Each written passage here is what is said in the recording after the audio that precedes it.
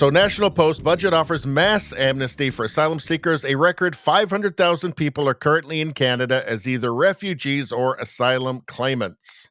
As part of the federal budget's promise to bring immigration under control, it is offering a one time mass amnesty to some of the hundreds of thousands of asylum seekers who have entered Canada in recent years, including by illegally crossing the U.S. border. Now, this is written by this is Tristan Hopper, who's excellent. I'm actually reading his book, Don't Be Canada, right now, actually. And I'm just on the first chapter, and he's a great writer. He's an excellent writer. It's a very good book. The number of protected persons to be fast-tracked into permanent residency is not specified by the budget, although Canada currently has more people within the refugee system than at any other time in our history. As of the most recent figures by Statistics Canada, there are a total of 497,000 asylum claimants and protected persons in the country, a number equivalent to the entire population of metropolitan Halifax. And so, yes, there's no hard numbers in it, and of course, it's a Liberal government, so you have to assume it's going to be the maximum. I mean, they didn't let all these millions of people in. They didn't turn Canada into 33% people born in a foreign country for no reason, right? They did this on purpose. Cosmin Dezerdza, he is managing editor at True North, says this is insane. Liberal Prime Minister Mark Carney quietly announced a $120 million amnesty for refugee and asylum claimants in Canada over the next 2 years. There are nearly 500,000 asylum claimants in Canada right now. So this is from the budget.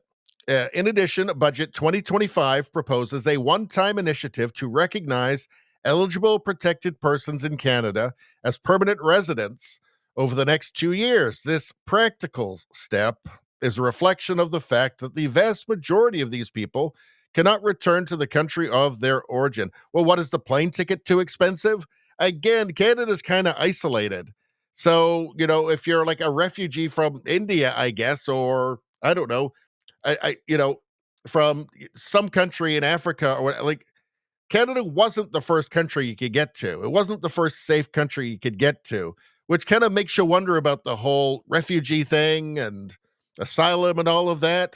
But in any case, it will also ensure that those in genuine need of Canada's protection have their permanent status recognized, accelerating their full integration into the Canadian society and their path to citizenship, and marching down the street screaming, "Death to Canada, death to Israel, death to the United States," which other Canadians will have to pay for. The fiscal cost of this measure is only $120 million over 4 years. This represents the costs for Immigration, Refugees, and Citizenship Canada and the Canada Border Services Agency to process the additional applications, which are partially offset by higher fee revenues. Well, at least we've got tons of money and lots of places for people to live. Oh, wait a second, we don't. Oh, no, this is actually really bad, and we can't do this, and we can't afford this without borrowing huge amounts of money. Because it's not just is the fiscal cost just $120 million? Is that including all of the benefits, healthcare? How much? What percentage of these people are just getting, $5, $6, $7, $8,000 a month just to live in Canada? So yeah, that's not going to be the full cost, right? Just the healthcare costs alone, just like the dental costs, are going to be. It's something that CBC won't talk about and Canadians won't think about, but it's there. So there we go. And of course, what do we get? What do we get from the Liberal politicians like Mark Miller? They just lie. They just lie. Complete horseshit that the budget offers amnesty for 500,000 asylum seekers. But it kind of seems like it does, though. This guy's just making it up. Yeah, but it kind of does, though. We just read that part of the budget.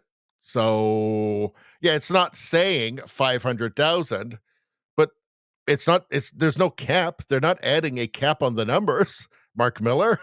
Why is that? Probably because it's going to be all 500,000. Don't be Canada. Anyway, that's all I'm going to say about that. Please like, share, and subscribe. Subscribing really helps me out. I thank you for that. I will see you next time.